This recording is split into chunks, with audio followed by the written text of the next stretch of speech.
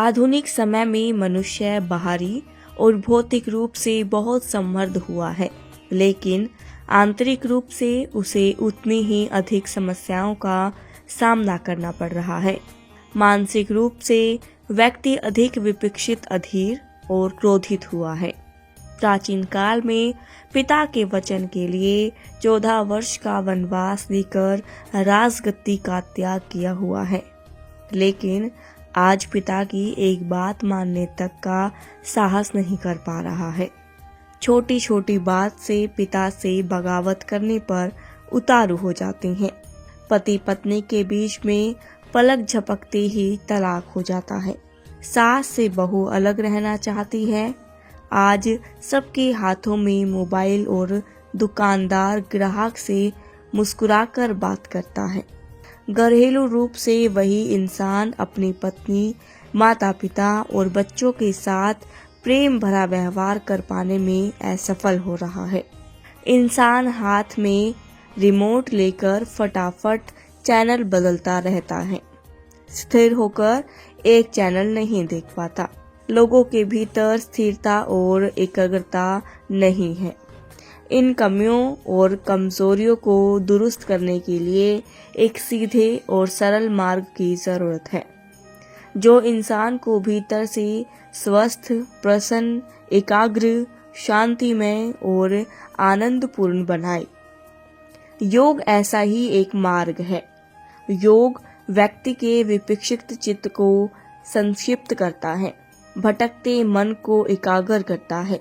व्यर्थ के विचारों में फंसा रहने वाला इंसान सार्थक और सकारात्मक विचारों की ओर बढ़ने लगता है।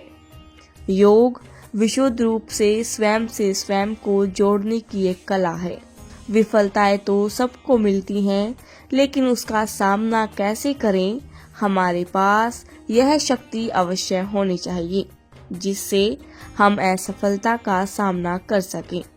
अब प्रश्न है कैसे?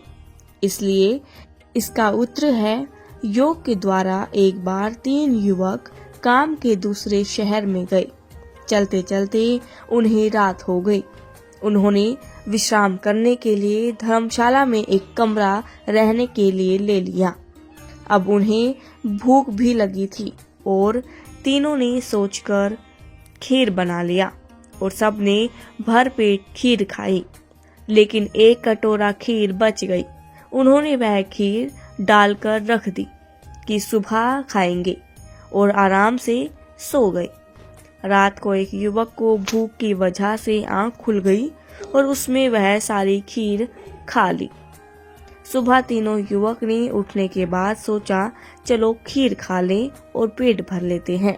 पहला युवक बोला, रात को मैंने एक सपना देखा कि शिव शंकर मेरे सपने में आए और कहने लगे, चल मैं तुमको हिमालय पर ले चलता हूँ। जैसे ही मैं वहां पहुंचा, माँ पार्वती ने मुझे एक खीर का प्याला दिया, इसलिए इस खीर पर मेरा हक बनता है, इसलिए पहले खीर मैं खाऊंगा। अब दूसरा बोला, सपना तो रात को मुझे भी आया था। मेरा सपना तेरे सपने से भी ऊंचा था। राम का राज्याभिषेक होना था, वह चले गए वनवास, तो दशरथ ने मेरा राज्याभिषेक कर दिया और जैसे ही मैं राज सिंहासन पर बैठा तो मुझे एक कटोरा खीर का दे दिया, इसलिए तेरे सपने से मेरा सपना ऊंचा है, इसीलिए पहले खीर मैं खाऊंगा। तीसरे मित्र ने कहा, निश्चय ही तुम लोगों के सपने महान हैं। मुझे इस प्रकार का कोई सपना नहीं आया, पर एक छोटा सा सपना तो मुझे भी आया। रात में हनुमान जी आए और गदा से धमकाते हुए बोले, उठा यह कटोरा और खीर पी ले। मैंने कटोरा उठाया और खीर पी गया।